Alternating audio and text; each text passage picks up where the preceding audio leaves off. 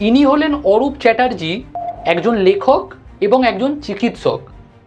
ইনি মাদার টেরেসার ব্যাপারে কি বলেছেন সেটা একবার দেখো। Mother Teresa's charity was very limited. She doesn't have any structured helping system for the poor. She had take the baby in to convert the baby and then sell them to a couple in the West, Catholic couple. Arup চ্যাটার্জির মতো এমনি অনেক মানুষ তুমি পেয়ে যাবে যারা mother টেরেসাকে নিয়ে অনেক সমালোচনা করে, কিন্তু এটা কিভাবে সম্ভব? মাদার টেরেসাকে তো আমরা সবসময় গরিবদের সেবা করতেই দেখেছি। No one has captured the public imagination like Teresa of Calcutta. Diana was the queen of hearts, Mother Teresa was the queen of the poor and a queen of humanity. এমনকি ওনাকে তো গরিবদের মা বলা হতো।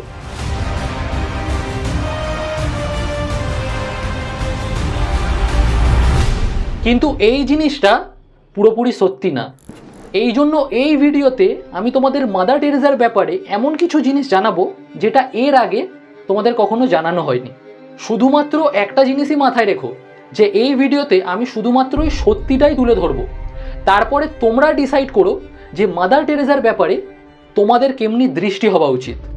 No one has captured the public imagination like Teresa of Calcutta. The fact that being poor is good because Jesus was poor. Teresa was a weapon of propaganda. But I am living life because of Mother Teresa. Mother Teresa আধ্যাত্মিকভাবে যীশু খ্রিস্টের সাথে যুক্ত ছিল এবং তিনি মনে করতেন যে গরিব হওয়া খুবই ভালো ব্যাপার, কারণ যীশু খ্রিস্টও গরিব ছিল। এটা বলেছিল ম্যারি জনসন, যিনি মাদার টেরেসার সাথে 20 বছর ধরে কাজ করেছিলেন। কিন্তু মাদার টেরেসার যীশু খ্রিস্ট এবং গরিব মানুষদের নিয়ে এমনি চিন্তাধারা কেন ছিল, এটা জানতে হলে আমাদেরকে একটু সময়ের পিছনে যেতে হবে। 1910 সালে নর্থ ম্যাসিডোনিয়াতে অ্যাগনেস নামের একটা মেয়ের জন্ম হয়। মাত্র 8 বছর বয়সে অ্যাগনেস নিজের বাবাকে হারায়, যার কারণে বেশিরভাগ সময়ে সে চার্চের মিশনারিদের সাথে কাটাতো। এরপরে মাত্র 18 বছর বয়সে অ্যাগনেস নিজের ঘর ছেড়ে আয়ারল্যান্ডের লরেটো কনভেন্ট জয়েন করে এবং সেখানে তাকে টেরেসা নাম দেওয়া হয়। অ্যাগনেসের লরেটো কনভেন্ট জয়েন করার একটাই উদ্দেশ্য ছিল, কারণ সে মিশনারি হয়ে খ্রিস্টান ধর্মকে সারা বিশ্বে ছড়াতে চাইছিল। এরই মধ্যে তোমাদের জানিয়ে দিই যে মিশনারি তাদেরকেই বলে যারা কোনো নির্দিষ্ট ধর্মকে প্রচার করে। তারপরে টেরেসা ইংলিশ শিখে একজন মিশনারি হয়ে ইন্ডিয়াতে আসে এবং 1931 থেকে 1948 অবধি কলকাতার সেন্ট মেরি হাই স্কুলে পড়াতে থাকে।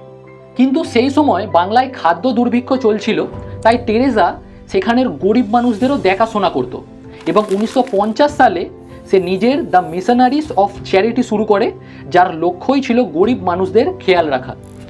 এতক্ষণ অবধি সবই ঠিকভাবেই চলছিল, কিন্তু আসল টুইস্ট আসে 1969 সালে।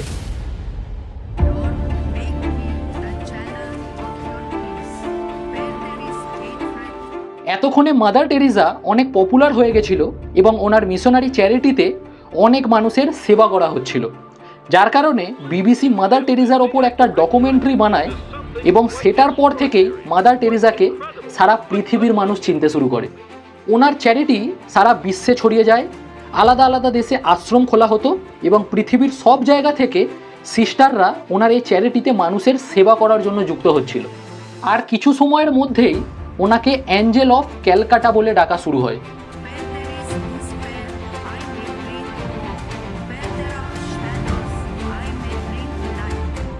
এবং এর সাথে সাথেই ওনার এই চ্যারিটিতে সারা পৃথিবীর মানুষ ডোনেশন করা শুরু করে। একটা রিপোর্ট অনুযায়ী 1 বছর ক্রিসমাসের আগে মাদার টেরেসার এই চ্যারিটিতে $100 মিলিয়ন ডোনেশন এসেছিল। হ্যাঁ, $100 মিলিয়ন। কিন্তু এই সব টাকার মধ্যে 1 টাকাও মানুষের সেবার কাজে লাগানো হচ্ছিল না। ডক্টর জেক প্রেগার, যিনি মাদার টেরেসার চ্যারিটিতে কাজ করেছিলেন, তিনি জানান যে সেখানের মানুষদের সঠিক ট্রিটমেন্টটুকুও দেওয়া হতো না।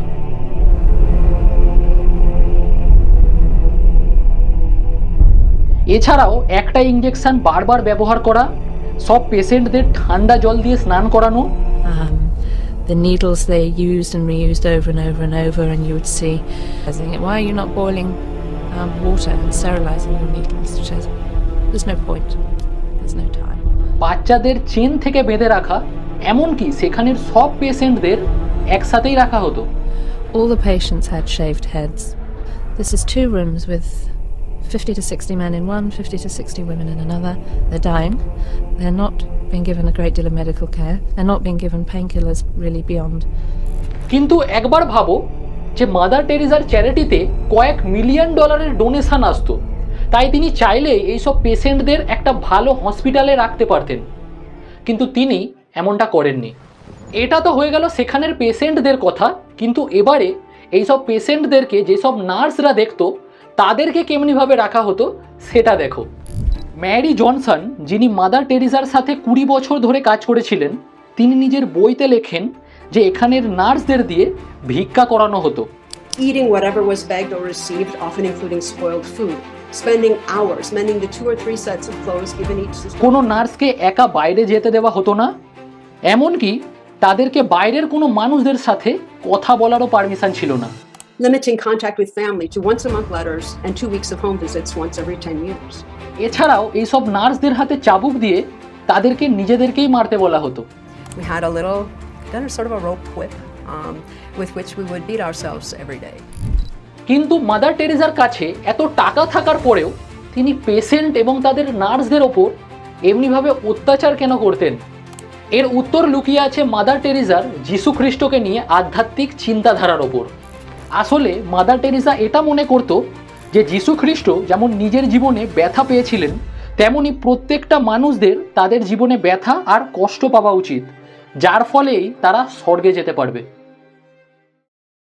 দেখো, আমাদের একটা জিনিস বুঝতে হবে যে মাদার টেরিজা একজন খ্রিস্টান মিশনারি ছিল, যিনি ভারতে কারোর সেবা করতে না, বরং খ্রিস্টান ধর্মকেই ছড়াতে এসেছিল। এমনকি তিনি কয়েক হাজার মানুষকে মৃত্যুর সময় তাদেরকে না জানিয়েই খ্রিস্টান ধর্মে কনভার্ট করে দিয়েছিল। ভিডিওটা থেকে যদি তুমি কিছু শিখে থাকো তাহলে আমার এই চ্যানেলটাকে অবশ্যই সাবস্ক্রাইব করো এবং পরের ভিডিওর জন্য অপেক্ষায় থাকো। আর ততক্ষণের জন্য জয় হিন্দ।